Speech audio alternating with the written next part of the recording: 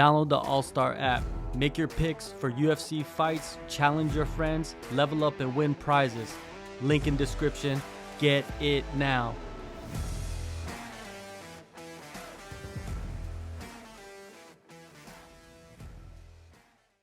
What's up, everybody? My name is Lynn Cordell Nicholas III, but you can call me Nick.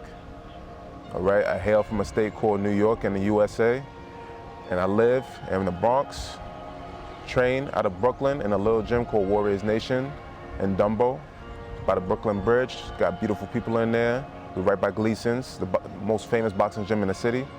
So yeah, that's where we at. I grew up partially in upstate New York in a town called New Rochelle. And then I grew up in my school years in Bridgeport, Connecticut, about 45 minutes outside of New York. And then after I was finished with school and I had dropped out of college and stuff like that, I came down to New York City, and I had a lot of family out there already as it was, and I basically just started everything over. And I gained a lot of connections, I gained a lot more family, and I learned a lot of lessons doing that, you know.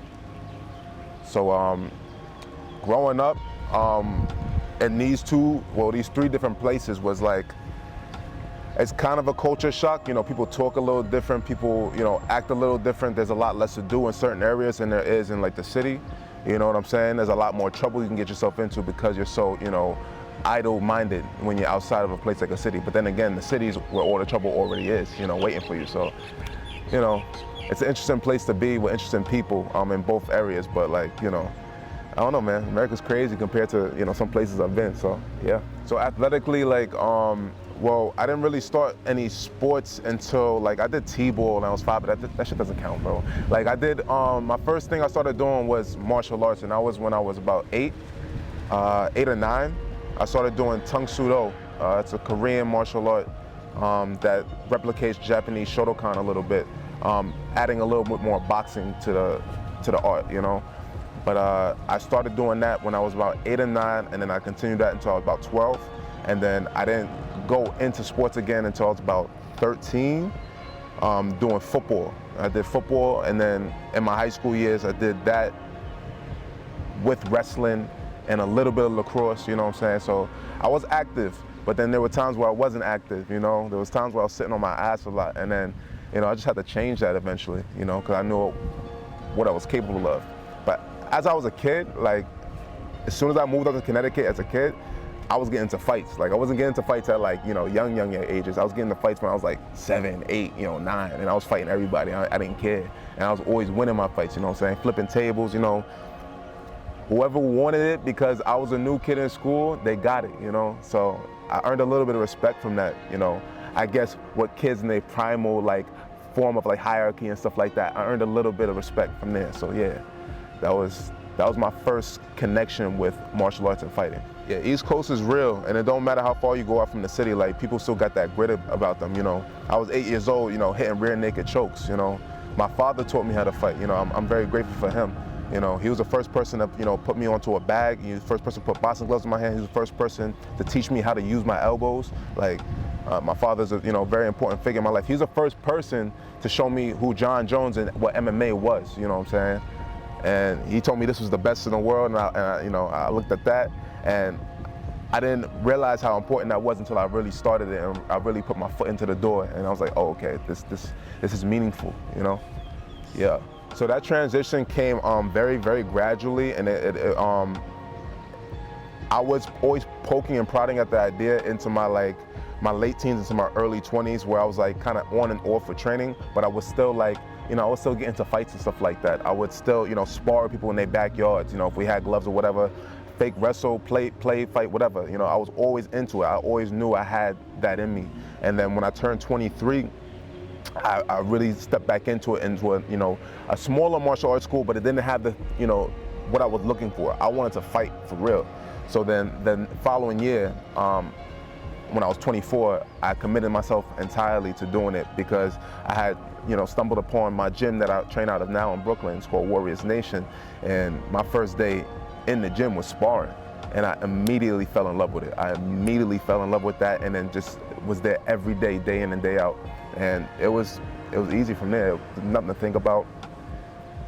a lot of sacrifices ended up coming out of my life, once I started doing it, because, I couldn't be the person I was in the past to continue on the path that I was going on, so I was already very comfortable with striking. I was already very comfortable, especially with boxing. So when I first got into the MMA gym at Warriors Nation, I decided to do something that I wasn't too comfortable with or I had no idea of, so I started doing jiu-jitsu. And I was doing jiu-jitsu as much as I could, learning as much as I could, as quickly as I could. And I got really good at it really fast because, I don't know, the love for it allowed me to apply whatever I was learning into my practice very well. So I competed in that in November of that same year that I ended up joining. And I took a silver medal in the blue belt category when I was a white belt. And yeah, that was something that it gave me a little bit of confidence, and it gave me my first, not my first adrenaline rush, but the first in the middle of a competition adrenaline rush I've had since I was in high school, and that was with wrestling. That was when I competed in wrestling. But I don't know if we're counting high school wrestling and fucking Naga, you know what I'm saying? I don't know. But yeah, that was really important, and making the further steps into competing for real. I'll tell you my first competitive fight, that was a K1 fight. They got me a K1 fight at 190 pounds against this 6'5" dude. His name was Yoel. And man, we went at it. I mean, I thought I beat him pretty decisively. But the thing was, I didn't understand how my breathing was supposed to work in a situation like that, going 3 rounds. And I ended up gassing myself out in the middle of the second round by throwing so many bombs but not breathing behind any of my attacks. You understand what I'm saying? So I beat up Yoel pretty well, but judges took his side on the split decision, and I lost. And that really it irked me, man. I was tight, you know what I'm saying? Because I really thought I won that fight. But it was a good learning experience, and I think I really needed that, because had I not, lost that fight or lost my first MMA fight with a split decision as well, I don't think I would have made the necessary steps to, come out to a wonderful place like this, and meet all the people that I did, because my head would have been too big, That's just like another parallel universe that could have happened had I not lost. But I don't know, I'm thankful that I did. I'm thankful that I learned the lessons that I did, because now I'm so much better off from it, So yeah, so the MMA fight, I fought this Albanian dude named Elvi at 185. And that one was a little bit weirder, because I had my mind right and I had my breathing on point. By the end of the fight, I wasn't really breathing heavy. I was ready to go for another 2 rounds. But I guess I had lost because when he had first come out, he just threw a barrage of punches at me, and I shelled up like this, and I went for the double leg, and I took him down, and I held him down for the rounds. And I took him down every round, and I held him down for the majority of the fight. I had a lot of ground control time, but the judges weren't counting the ground strikes because they weren't to the head, and you can't strike to the head in New York in in these novice rules for MMA. You know what I'm saying? So it was really fuckety, man. And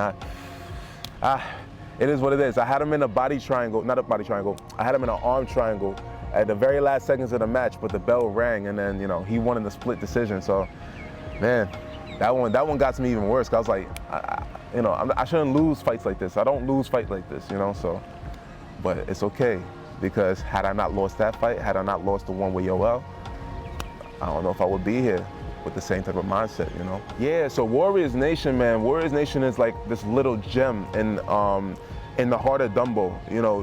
It's easy for you to just walk past the gym and not even know it was there, because it's so secret, it's so dope, you know what I'm saying? But we got killers that come out of there, man. We got some absolute killers that come out of there. We got, my boy Cali coming out of there, you know what I'm saying? He's a 6-3 Emmy right now. He's got another fight coming up soon. Hopefully he's gonna be turning pro this year. He's doing great. He's finishing guys. He's really dominating in a lot of his fights, and he's being a good leader for the guys who need that. Then there's EP, my boy Erlin. He's a K1 mastermind. He just won another championship. He's a double champ now in the gym. My guys are in there just racking up belts, inspiring the cats that are, trying to fight and trying to better their lives through this, this art. And I had to be the one to come out here to Thailand and learn a lot and then bring something back for them, because not everyone's always able to make it out here. It takes a lot of sacrifice, especially when you live in a city like New York. New York is like, it's a tough place to live in. You know what I'm saying? You pay a lot and you don't get a lot back from the city. The city don't, it's almost like the city don't love you, you know what I'm saying? Like it's real, it's weird, man. I got a hate-love relationship with that city, but it's like, there's so many lessons to learn in there. There's so many people that you can learn from. There's so many stories to hear. So it's good. But yeah, my coach, X, Dr. X, he's a mastermind when it comes to just analyzing the game and then watching from the outside. And then Papa Hansel is he's the head coach. He's